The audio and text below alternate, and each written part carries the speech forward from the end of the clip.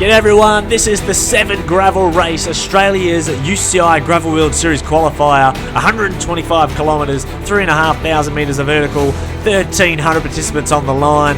My name's Jethro Nagel and this is the highlights video. Nico Roche came across the pond, Adam Blažević defending men's champion. We had the likes of Cassia Boglio on the start line, Tasman and Curvis, Matthew Bird, Brian Starring, podium getters, Tiffany Cromwell from Canyon SRAM, Michael Freeberg, Darcy Richards, Courtney Sherwell on the line. And what about this man? Can the 001 bib Adam Blažević defend his men's title? Well, like all races, we start with a neutral section, and it was anything but. So get comfortable, we're going to break down the men's race and let you know how it went. Well, it was a perfect morning for the 7 Gravel Race as 1,300 riders navigated the neutral zone through the heart of Nannup, the main strip.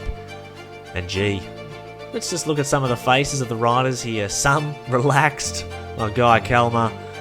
Some maybe a little bit more focused, like Matthew May there on the left. And plenty of other riders like Reece Tucknott and Adam Blažević really thinking about how the day will go. Matthew Bird, Nico Roche on the right there. A little bit of onboard here from Tristan Nash. Recently raced at the World Championships in cyclocross last year over in Europe after a calendar of World Cups, and he did a great job, the under-23 cyclocross rider for Australia.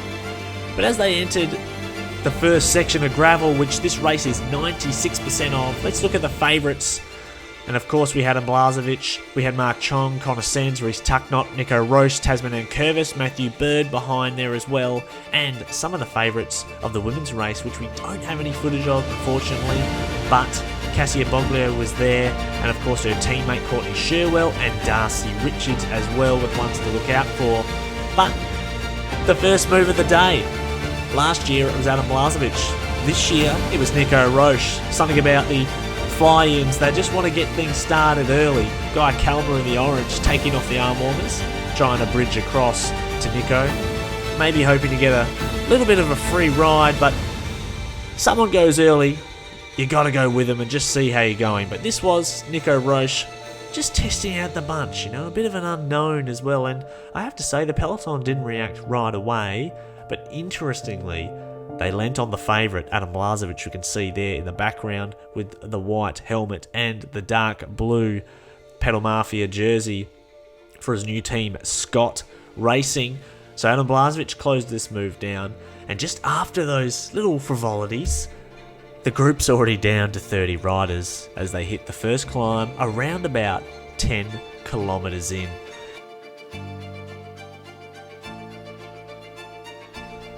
So as the riders push through this low-hanging mist, we start to see some of the favourites move towards the front and just maintain that front position, because the first climb, well, this was probably ridden the hardest of the day. You see 30 riders here. Shortly, you're going to see around about 10. Such was the pace on the first climb of the day.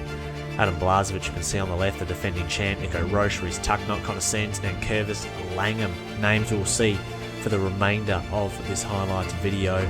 But the first climb was ridden very, very hard, and you can see the material there, it's a bit sticky. It had rained days before as well, so trying to find the right riding line was really important, and it's one of the reasons why Connor Sens in the red jersey, the crimson jersey if you will, moves to the front at the end of this first climb of the day, and he starts to put the hurt down. And he told me after the race that it was hard in the wheels, so you might as well go to the front and set a fierce pace. And Connor Sens on the front, he's finished 7th in the Australian Time Trial Championship earlier this year in Ballarat, so you know he's got some power in the hood, and that's the reason why Brian Starring and Matthew Bird, both podium getters at 7 previous years, are going out the back there, which really surprised me, but that was how hard it was riding. And remember, at the start of this climb, there were around 35 riders, and we can see some of the drop riders just in the foreground there as we zoom in on Blažević sitting second wheel,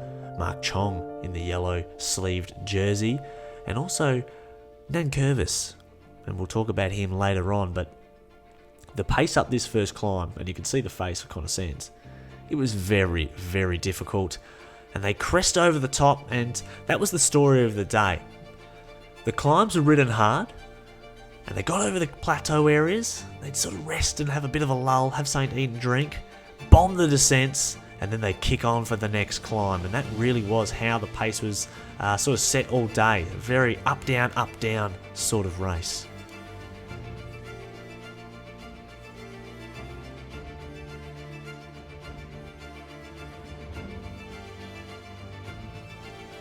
So a chance to catch your breath over that corrugated section, which thankfully there wasn't too much of that throughout the course. Connor Sands just lifts them over this plateau, and a chance for us in the camera crew with Marco No and Rebecca Cotton to get in behind the race one more time as they go through this nice wooded area. You can see what I mean, the group in the foreground there trying to come back. They never will, but Ollie Stenning manages to bridge across. Following the group on the downhill, they took the first couple of downhills relatively easy, and I think that's because they were just sucking in the big ones.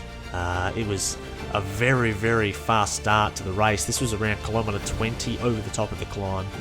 And as they enter the next downhill section, look at this resting fog here in Nannup. It was absolutely beautiful, around about 13 degrees as the bunch, well, what's left of Group 1, bombs down this descent. Now, unfortunately, Rhys Tucknott had some bad luck here. Just prior to this moment, he was hit by a kangaroo on the descent.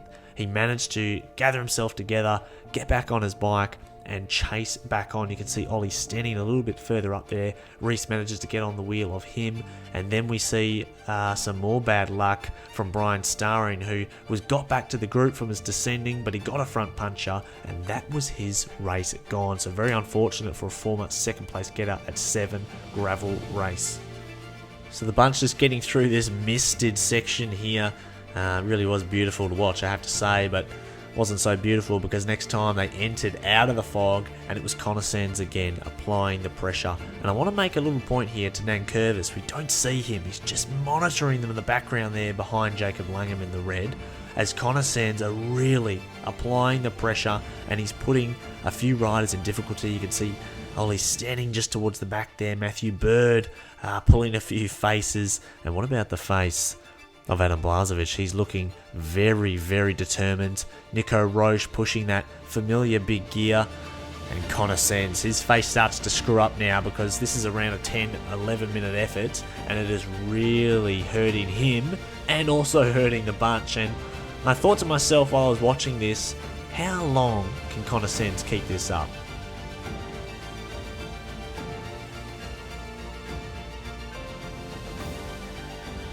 So around about kilometre 40 at this point in the race, and I could not believe how fast they have raced the first hour here. Just unbelievable speeds. We start to see Nan Curvis move towards the front. They hit the downhill and then hit this little kicker, and we see Tristan Nash, a former top 10 placer at this race, just try something on the downhill and try to get a little, a little roller coaster launch up this steep punch, but this was closed down by Adam Blažević, who at this point was looking very, very good in the race and very comfortable indeed. And in fact, Ollie Stenning just trying to move up on the left there and improve his position.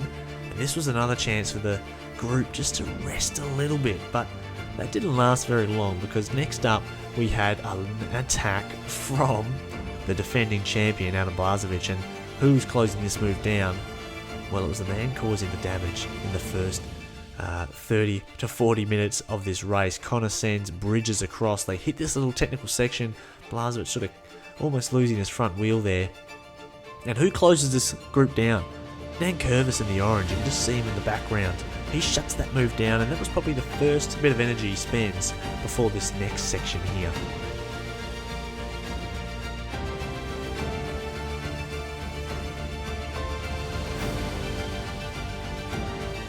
So at kilometre 50, Tasman Nan Curvis puts in his first attack of the day.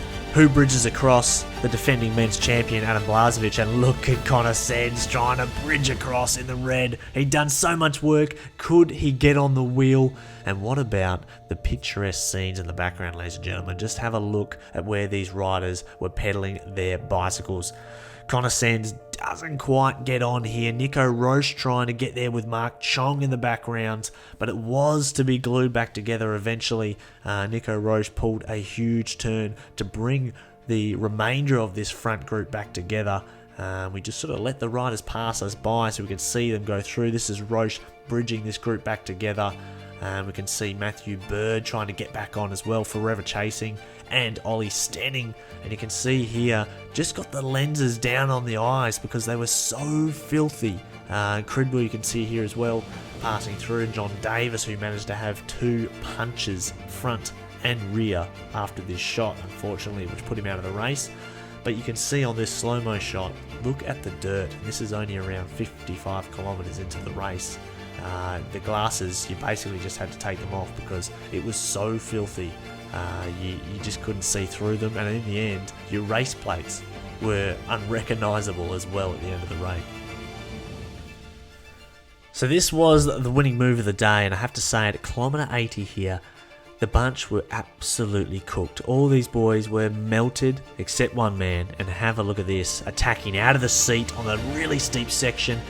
Tasman and Curvis gets a huge gap very, very early. You can see riders trying to respond, but look at the cadence of this man. Look at it just humming away. This is 85 kilometers after a extremely fast first 60k, and he is looking fresh as a daisy. A max effort here from Curvis, who has been a national cross-country champion for Australia many times. He loves the off-road. He won the Devil's Cardigan last year in Tassie, which is heralded as a very filthy race.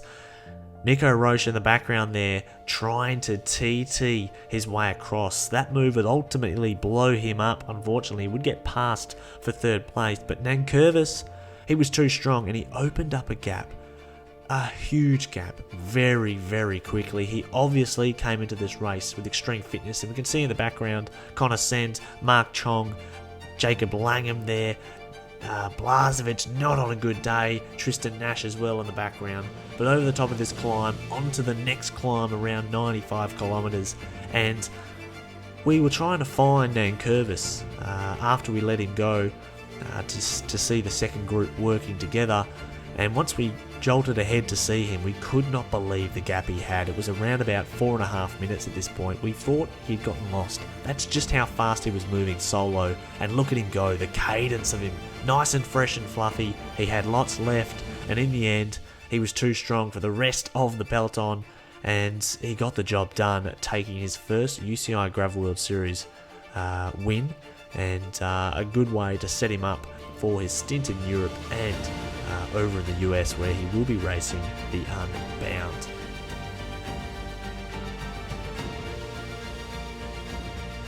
So we'll run through the top 10 of both men's and women's races, starting with the women's. The winner was Tiffany Cromwell from Canyon SRAM, and breaking the 7 record for the women's race, 4 hours and 58 minutes. In second place was Cassia Boglio. Her teammate Courtney Sherwell for Knights of Suburbia Live finished in 3rd place. Serene Lee in 4th, Fiona Morris, Nicole Mitzi-Georges, Darcy Richards, Emily Delaforge, Michaela Smith and Joe Bennett rounding out the top 10 in what was a really good race, and we hope to get more coverage next year and then the year after that, of course, for the women's race. And over for the men's, of course, Tasman and Curvis ended up winning by over 8 minutes. In second place was Mark Chong. Nico Roche managed to round out the podium. Matthew Bird fought really well against Langham for 4th place. Jacob Langham taking the next spot. Then it was Connor Sens, Tristan Nash in 7th, Ollie Stenning 8th, Luke Cridland in 9th, and Adam Blazovic, the reigning champion, finishing in 10th spot. So well done to everyone who completed the 7 gravel race. If you haven't raced it before, make sure you get over here next year or the year after in 2026, when it is the World Championships of Gravel. We can't wait for that. A big shout out to Marco No, who filmed all of this footage. Unfortunately, we actually got a puncture in our vehicle at around about the 95 kilometer mark, so we could not film any more, but we managed to get back to the finish to see Curvis get over the line, and of course watch the women finish their race as well, with Cromwell taking out the victory. But I hope you enjoyed this video. If you did, please subscribe, like it, put a comment. Who do you think will win next year, and if you're going to come? And if you like pro cycling and gravel cycling interviews with the world's best, we'll go over to the Press Room Podcast on Spotify, Apple, any podcast player, and you'll see a catalogue of some really relaxed interviews with myself and some of the world's best. So thanks for listening, guys. Thanks for watching, and I'll see you on the next one.